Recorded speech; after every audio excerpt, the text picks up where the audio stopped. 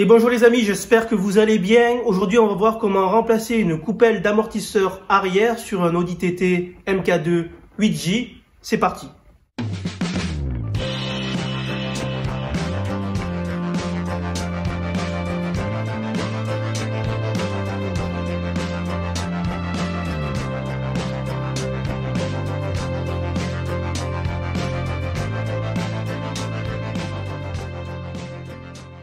Alors au niveau des points d'ancrage, très important, c'est ce petit truc noir. Pour ceux qui ont des crics à tête ronde, comme c'est mon cas, il faudra mettre un petit taquet de bois ou un truc très résistant. Pour les autres qui ont des ponts avec les tampons en plastique, tant mieux.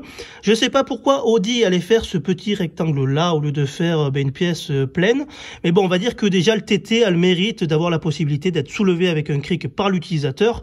Ce qui n'est pas le cas sur le RCZ par exemple, puisque les ingénieurs de chez Peugeot, très intelligents encore une fois, n'ont pas pensé qu'un utilisateur pourrait soulever la voiture avec un cric. Et du coup, si vous essayez, vous faites à tous les coups un bas de caisse et du coup vous vous retrouvez avec 500 € de réparation. Alors première étape, on va venir enlever à l'aide de ça les caches en plastique au niveau des goujons. Ensuite on défait l'antivol. Hop. Alors là je tiens à préciser qu'on fait juste partir les goujons, hein. On ne les défait pas complètement puisqu'on le fera une fois qu'on aura levé la voiture. Et là, vous détestez ceux qui utilisent cette putain de péteuse pour serrer trop fort les goujons. On vient maintenant légèrement soulever la voiture. Voilà. Ensuite, une fois que le taquet de bois est bien mis, on peut soulever.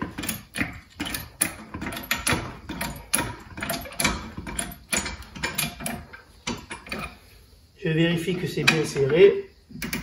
Voilà. Maintenant, je vais pouvoir enlever ma roue.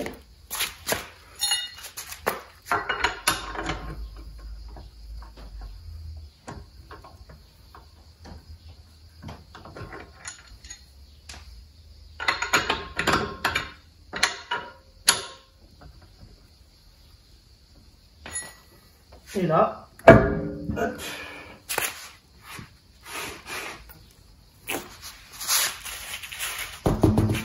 C'est enlevé.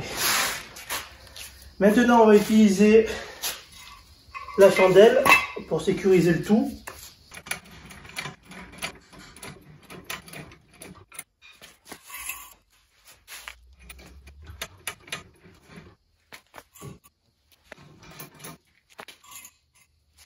Voilà, alors une fois que j'ai levé la voiture, je vais venir faire glisser la chandelle ici, sous cet élément-là. Donc je regarde bien que ça tombe en face et maintenant je vais pouvoir redescendre mon cric. Alors le problème de serrer trop fort c'est ça, mais bon, c'est que ça va partir d'un coup. D'où l'intérêt de mettre correctement au préalable la chandelle. Donc ce que je vais faire c'est que je vais remonter un petit peu. Voilà, c'est juste pour soulager un petit peu le cric au cas où il descende. Mais en fait, le but, c'est qu'on détende au maximum l'amortisseur pour pouvoir le défaire sans forcer sur les fixations. Puisqu'autrement, si vous forcez, vous risquez de niquer tout le pas de vis. Au niveau de la chandelle, elle doit être un petit peu libre comme ceci. Mais on ne doit pas pouvoir quand même l'enlever. Puisque c'est juste en cas où le cric descende qu'on l'a mise. Et surtout, ça ne doit pas comprimer ici. Puisque si vous forcez là, ça va niquer le pas de vis dedans. On va maintenant, à l'aide d'un tournevis Torx, enlever ça et enlever à l'aide d'une clé de 10 ça, pour pouvoir ensuite tirer un petit peu sur la garniture et avoir accès aux deux boulons du haut qui sont tout simplement de taille 16.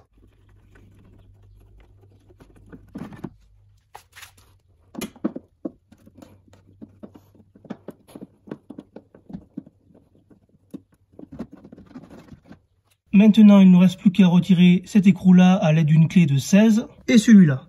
Enfin, dernière étape, à l'aide d'une clé de 21, on vient défaire l'écrou. Pour sortir l'amortisseur maintenant, vous venez soulever au maximum la voiture. Et normalement, vous devez pouvoir enlever sans problème l'ensemble. On se retrouve désormais sur l'établi. Donc normalement, vous avez ici un petit cache anti-poussière noir. Vous venez le déclipser à l'aide d'un tournevis. Moi, c'était trop endommagé, donc je ne l'ai pas mis. Mais c'est pour cela que j'ai mis de la graisse.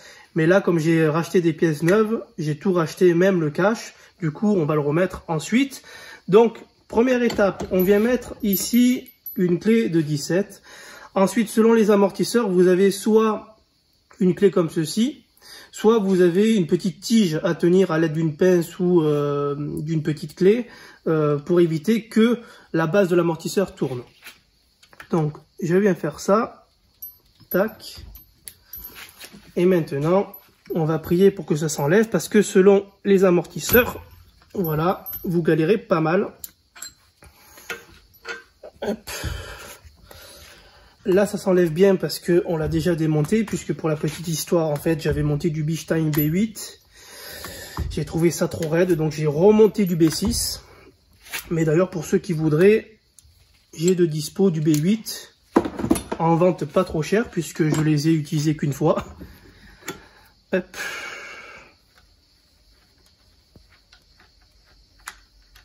Tac. Et là, vous découvrez que en serrant finalement à la clé et à l'aide de ces petits bras, c'est beaucoup mieux que de serrer à la péteuse, puisque généralement, quand vous serrez à la péteuse, il serre trop, et du coup, ben, vous foirez ça. Et là, bon courage, comme c'est arrivé déjà une première fois hors vidéo, vous devez refaire le pas ici pour pouvoir défaire l'amortisseur. Vous le faites ensuite glisser vers le bas, et c'est enlevé. On pose délicatement l'amortisseur. Voilà. Ensuite, on vient récupérer la nouvelle coupelle. Alors, selon les kits que vous prenez, vous avez soit le kit avec les goujons neufs, soit il faut récupérer les anciens goujons. Moi, comme je n'avais pas commandé les goujons avec le kit, j'ai été obligé d'en recommander chez Volkswagen, puisque je préfère remonter des goujons neufs. Voilà, comme ceci. Puisque, ben, encore une fois, à la péteuse, vous les abîmez pas mal si ça a déjà été fait à la péteuse. Et du coup, les têtes s'arrondissent.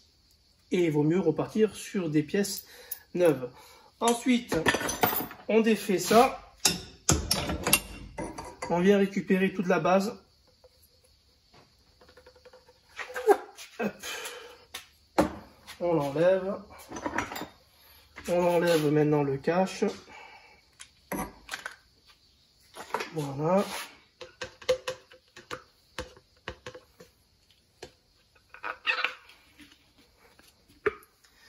Voilà, je viens me mettre en face. Alors ça doit pas forcer, hein. Voilà. Ensuite, on vient remettre ça.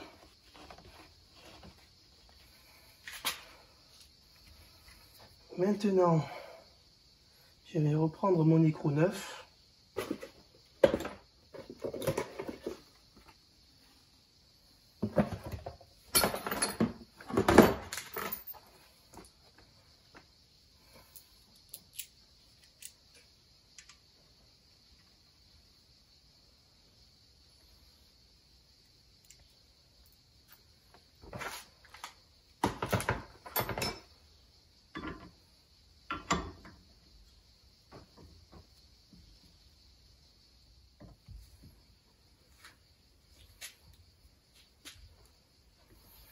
Une fois qu'on a bien vérifié que tout était serré, donc je vous vois venir d'ici, normalement il faudrait certes le serrer au couple, mais bon je n'ai pas de clé donc je l'ai fait avec mes bras.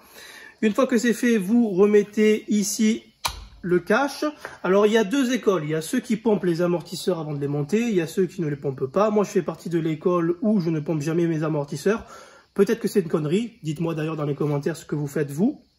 Et du coup, on va se retrouver sur la voiture pour remonter l'ensemble.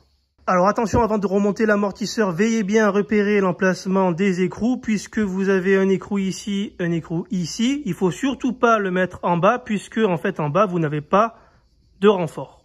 Voilà, si cette vidéo vous a plu, n'hésitez pas à la liker, à partager, à vous abonner à la chaîne si ce n'est pas encore fait. Sur ce, je vous laisse, prenez soin de vous et à bientôt.